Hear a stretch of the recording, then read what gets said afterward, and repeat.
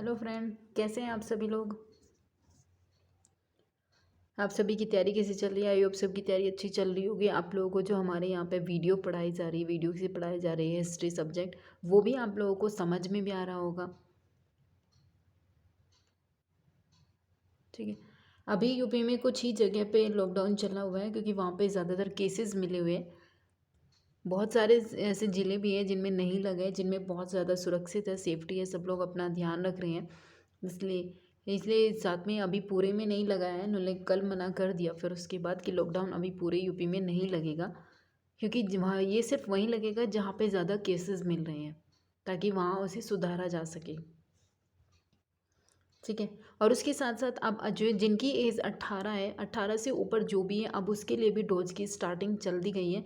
क्योंकि अभी तक सिर्फ 45 जिनकी एज हो चुकी थी, उससे जो ऊपर है सिर्फ उन्हें ही अभी तक वैक्सीन लगाई जा रही थी। लेकिन अब जिनकी 18 एज है, उससे ऊपर जो लोग भी हैं, सबको अब वैक्सीन लगाई जाएगी। ठीक है। और जो लोग चैनल से नहीं जुड़े हैं वो सब्सक्राइब ज़रूर कर लीजिएगा और सबको शेयर ज़रूर कीजिएगा। क्योंकि अभी आप लोगों के बहुत जगह कोचिंग सेंटर बंद हो चुके हैं, तो इसलिए आप आराम से अपने यहाँ पे बैठ के पढ़िए। आपको 2-3 महीने आराम से मिले हैं। जिनका ज़्यादा लंबा है वो ज़्यादा लंबा है, जिनके लिए अभी 1 या 1.5 महीना मिला है वो यहाँ पे तैयारी कर सकते हैं।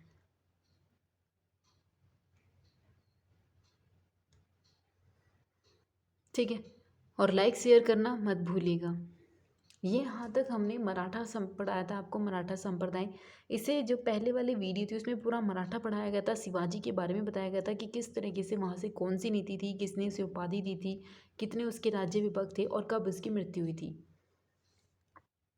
ठीक है। फिर उसके बाद यहाँ पे कौन आता है, जब शिवाजी की मृत्यु हो जाती है तो उसका पुत्र राजाराम सिंहासन पर बैठता है। ठीक है। लेकिन यहाँ हम बात करेंगे अब शिवाजी के बाद का जो आप लोगों का वंशज है। ठीक है। सबसे पहले क्या होता है, जो शिवाजी का बड़ा बेटा होता है वो क्या करता है, जो शिवाजी होता है आपका, शिवाजी का जो बड़ा बेटा है वो कौन है, संभाजी। ठीक है। संभाजी यानी कि 1680 ईस्वी को राजा राम को कैद करके रायगढ़ पर वो अधिकार कर लेता है। क्योंकि यहाँ पर कौन बैठता है, राजा राम बैठता है। लेकिन वो क्या करता है कि जो उसका बड़ा बेटा होता है संभाजी, वो इसे कैद कर लेता है और फिर रायगढ़ पर क्या करता है, अपना अधिकार कर लेता है। अधिकार करने के बाद फिर संभाजी अपना क्या करवा देता है, राज्याभिषेक। ठीक है। मतलब ये कि जब शिवाजी की मृत्यु हुई थी, शिवाजी की मृत्यु के बाद राजाराम सिंहासन पर बैठा था। लेकिन यहाँ पे क्या किया, जो शिवाजी का बड़ा बेटा था उस संभाजी ने इसके साथ क्या किया, इसे कैद कर लिया, किसको, राजाराम को, और अपना राज्याभिषेक करवा लिया। फिर उसके बाद कौन आया था, संभाजी के बाद आया था राजा राम। ये यहाँ पे क्या हुआ, अब राजा राम ने क्या किया, राजा राम ने क्या किया, जो संभाजी था, संभाजी की औरंगजेब द्वारा गिरफ्तारी के बाद शिवाजी का जो दूसरा बेटा था राजा राम, द्वितीय पुत्र था, ये राजगद्दी पर बैठ गया था।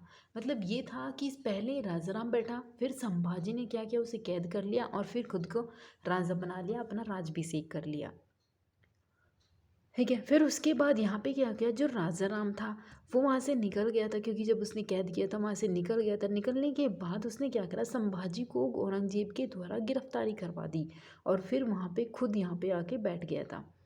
फिर उसके बाद अब आएगा कौन, शिवाजी सेकंड। अब यहाँ पे कौन बैठता है, जो राजा राम होता है उसकी मृत्यु हो जाती है। मृत्यु के बाद राजा राम का जो पुत्र होता है शिवाजी सेकंड, वो यहाँ पे गद्दी पर बैठता है।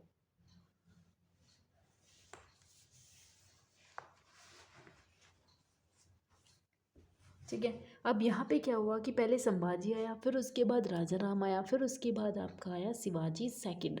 राजा राम की पत्नी और जो शिवाजी की माँ थी उसका नाम क्या था, ताराबाई। क्योंकि ताराबाई एकमात्र ऐसी थी मराठों में जिसने युद्ध भी लड़ा था, तो इसलिए ये एकमात्र महिला है जो युद्ध लड़ा था इसने, क्योंकि ये पूछा गया है क्वेश्चन।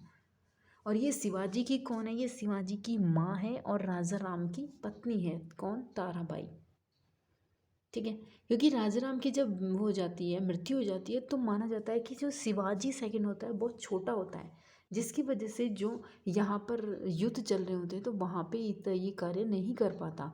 इसीलिए जो पूरी मराठा साम्राज्य की जो संरक्षिका बनती है वो सिर्फ ताराबाई बनती है, क्योंकि राजा राम की मृत्यु हो जाती है, शिवाजी सेकंड बहुत छोटा होता है, नहीं संभाल पाता, तो सारा जो संरक्षण का कार्य था वो सारा किसके हाथ में था? फिर ताराबाई। ठीक है, कि फिर उसके बाद एक बहुत फेमस युद्ध होता है। फेमस युद्ध का मतलब क्या है? बहुत प्रसिद्ध है। 1707 ईस्वी में होता है एक युद्ध, होता है खेड़ा का युद्ध। अब इस खेड़े के युद्ध को, इसमें कौन कौन थे? जब 1707 ईस्वी में खेड़ा का युद्ध हुआ तो यहाँ पे शिवाजी सेकंड तथा संभाजी का पुत्र साहूजी थे। अब यहाँ पे देखिए, यहाँ दो व्यक्ति थे। एक तो कौन था? शिवाजी सेकंड। ठीक है, एक तो कौन व्यक्ति था? शिवाजी सेकंड। और दूसरा कौन था? जो संभाजी था, ये संभाजी। अब ये संभाजी का पुत्र कौन था? साहू जी।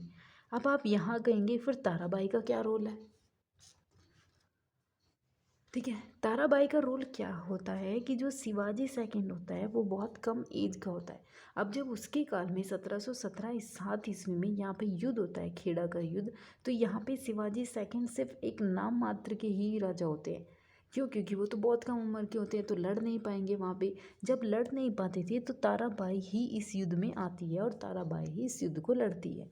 तो इसलिए माना जाता है कि जो मराठा साम्राज्य था उसमें युद्ध लड़ने वाली एकमात्र मराठा से संबंधित महिला कौन थी? तो वो कौन थी? ताराबाई।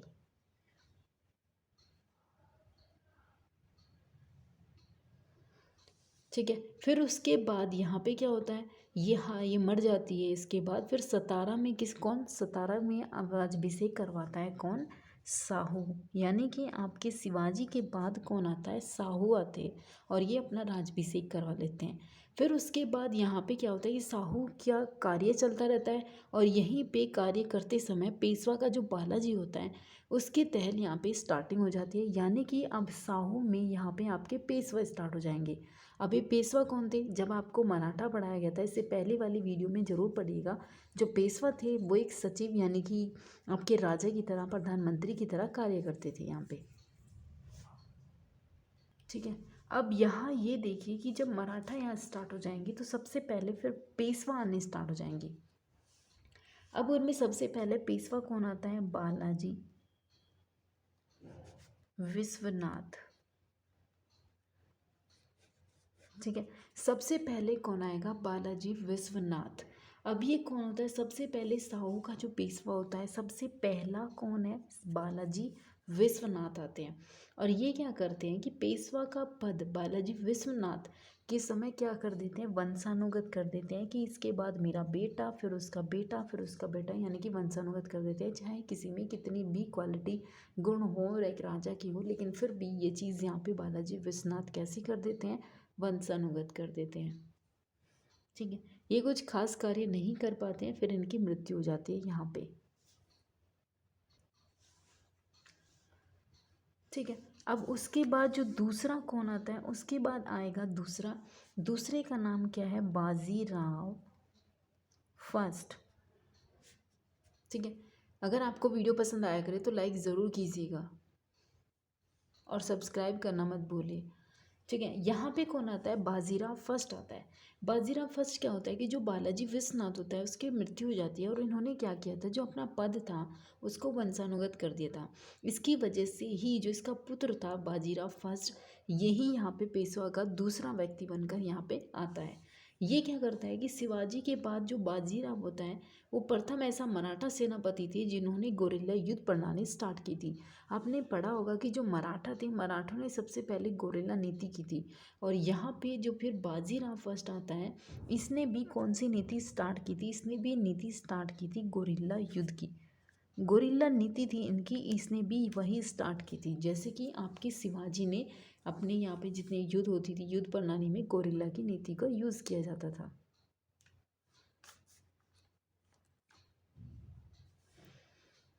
ठीक है, इतना आप लोगों के समझ में आ रहा होगा। फिर यहाँ पे क्या होता है? एक युद्ध होता है बाजीराव फर्स्ट के बीच में जो बहुत बार पूछा गया है कि पाल खेड़ा का युद्ध, वो आपका क्या था? जो यहाँ पे शिवाजी सेकंड और साहू के बीच में था वो था आपका खेड़ा का युद्ध, जो 1707 ईस्वी में होता है, और जिसमें मराठों की तरफ से ताराबाई और साहू जी होते हैं। यहाँ पे बात कर रहे हैं आपसे पालखेड़ा का युद्ध। पालखेड़ा का युद्ध कब होता है? 1728 ईस्वी में होता है, और ये किस किस के बीच में होता है? बाजीराव फर्स्ट एवं निजाम मुल्क। ये होता है आपका निज़ामुल के बीच में होता है, जिसमें कौन? निज़ाम हार जाता है और बाजीराव यहाँ पे जीत जाता है, निज़ाम यहाँ पे हार जाता है। क्योंकि ये पूछा हुआ है कि आपसे पूछ सकता है कि खेड़ा का युद्ध, आपसे मैच में मिलान में पूछ लेगा कि पालखेड़ा का युद्ध कब हुआ था या फिर खेड़ा का युद्ध हुआ था, आपको कंफ्यूज कर सकता है इसमें। ठीक है, अब आपको पता होना चाहिए जो खेड़ा का युद्ध था वो 1707 ईस्वी में होता है, और उसके बाद जो आपका पालखेड़ा का युद्ध होता है वो बाजीराव फर्स्ट और निजाम मुल्क के बीच में होता है, जिसमें निजाम हार जाता है और यहाँ पे बाजीराव फर्स्ट जीत जाता है, और ये 1728 ईस्वी में युद्ध होता है। और इन्होंने अपनी युद्ध नीति में गोरिल्ला जो युद्ध थी वहाँ पे नीति, उसका प्रयोग किया था इन लोगों ने भी।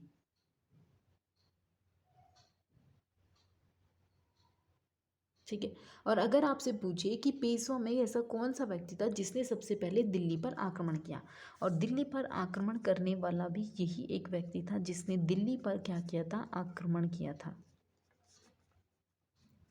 ठीक है, और अब आपने देखा होगा मूवी भी आप लोगों ने देखी होगी बाजीराव।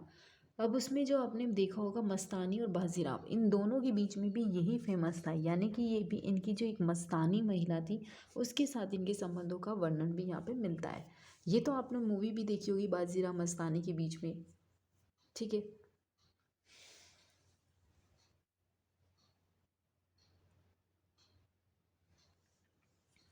फिर उसके बाद कौन आता है? बालाजी बाजीराव। पहले कौन आया? बालाजी विश्वनाथ। फिर ये कौन आता है? बालाजी बाजीराव फर्स्ट। फिर उसके बाद आता है बालाजी बाजीराव।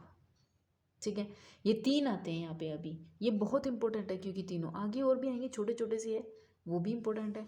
यहाँ पे देखिए कि जो बालाजी बाजीराव है, जब बाजीराव फर्स्ट की मृत्यु हो जाती है तो उसका बेटा यहाँ बैठता है। बाजीराव फर्स्ट की मृत्यु के बाद जो उसका पुत्र होता है बालाजी बाजीराव, यही यहाँ पे क्या होता है? साहू के यहाँ पे तीसरा व्यक्ति बैठता है। ठीक है, और इसको किस नाम से जाना जाता है? इसी को, जो आपका बालाजी बाजीराव है, इसी नाम दिया गया था नाना साहब। नाना साहब के नाम से ये फेमस हुए थे यहाँ पे। फिर उसके बाद इन्हीं के काल में क्या होता है? पानीपत का युद्ध होता है। कौन सा? पानीपत का तीसरा युद्ध होता है, जो कब होता है? 14 जनवरी 1761 ईस्वी में। ठीक है, यानी कि पानीपत का तीसरा युद्ध होता है। पानीपत का तीसरा युद्ध होता है किसके बीच में? आपके 14 जनवरी 1761 ईस्वी में यहाँ पे कौन सा युद्ध होता है? पानीपत का तीसरा युद्ध होता है। अब आपसे पूछेगा कि किस किस के बीच में था? ये था आपका मराठा, और दूसरा कौन था? अहमद अफगानी था ये, अहमद शाह अब्दाली। ठीक है, इनके बीच में होता है, और इस युद्ध में पराजय के सदमे में, यानी कि यहाँ पे कौन हार जाता है? मराठा लोग हार जाते हैं। और जब मराठा लोग हार जाते हैं तो इसका जब उन्हें पता चलता है, क्या इसको बालाजी बाजीराव को जब ये पता चलता है कि मराठा लोग हार गए हैं और अफगानी यहाँ पे जीत गए हैं, तो इस गम को सहन नहीं कर पाते, जिसकी वजह से यहाँ पे बालाजी बाजीराव की मृत्यु हो जाती है। ठीक है, सबसे पहले कौन आता है? बालाजी विश्वनाथ। फिर उसके बाद आता है बाजीराव फर्स्ट। फिर तीसरा कौन आता है? बाजीराव बालाजी बाजीराव। तीनों की युद्ध बता दी मैंने, आपको सारी चीज़ बता दी। जैसे कि सबसे पहले बालाजी प्रथम युद्ध था, दिल्ली पर आक्रमण यहीं पे हुआ था। फिर उसके बाद बाजीराव सेकंड आता है, यही करता है। जो आपका बालाजी विश्वनाथ होता है उसके काल में सिर्फ एक ही चीज़ फेमस है, और वो क्या है? सिर्फ वंशानुगत किया। लेकिन गोरिल्ला नीति स्टार्ट की, बाजीराव मस्तानी था, दिल्ली पर आक्रमण किया, पालखेड़ा का युद्ध क्या था, ये सारी चीज़ आपकी बाजीराव फर्स्ट के काल में थी। फिर बालाजी बाजीराव के काल में पानीपत का जो तीसरा युद्ध है 14 जनवरी 1761 ईस्वी का, ये ज़्यादा इम्पोर्टेंट है।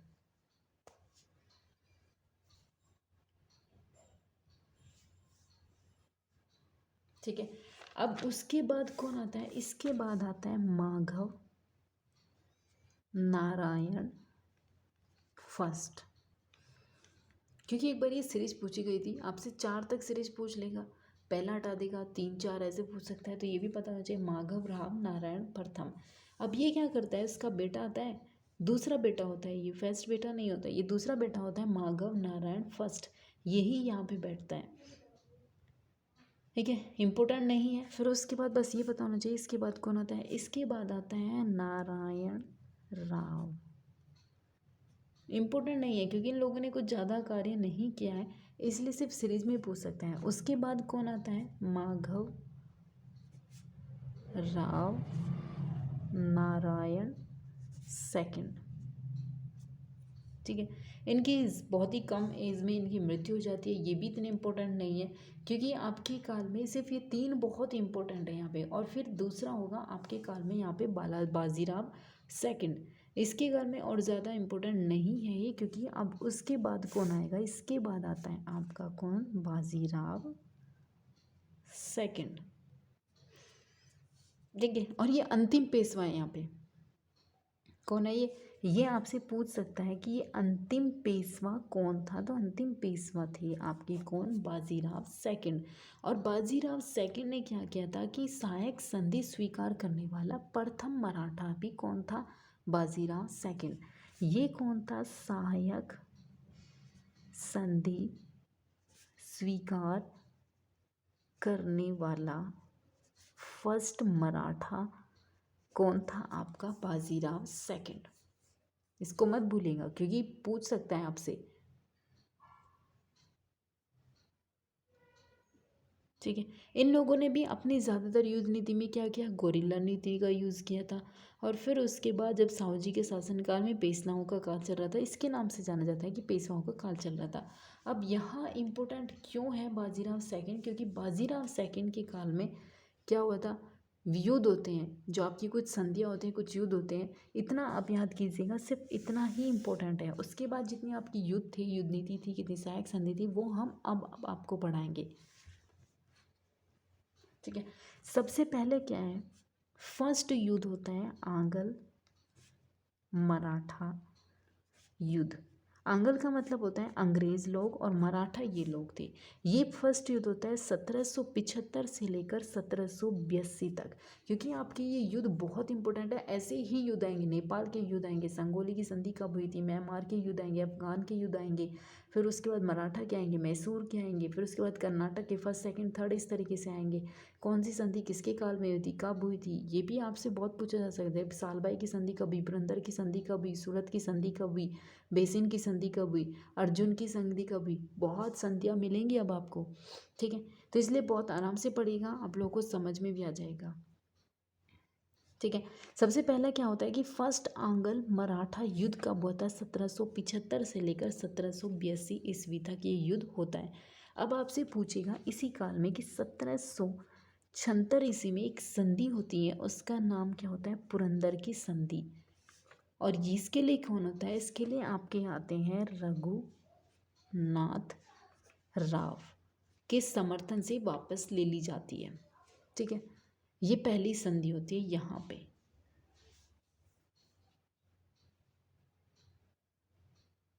और इसी युद्ध में 1782 ईस्वी में जब ये युद्ध समाप्त होता है तो वहाँ पे कौन सी संधि होती है, सालबाई की संधि।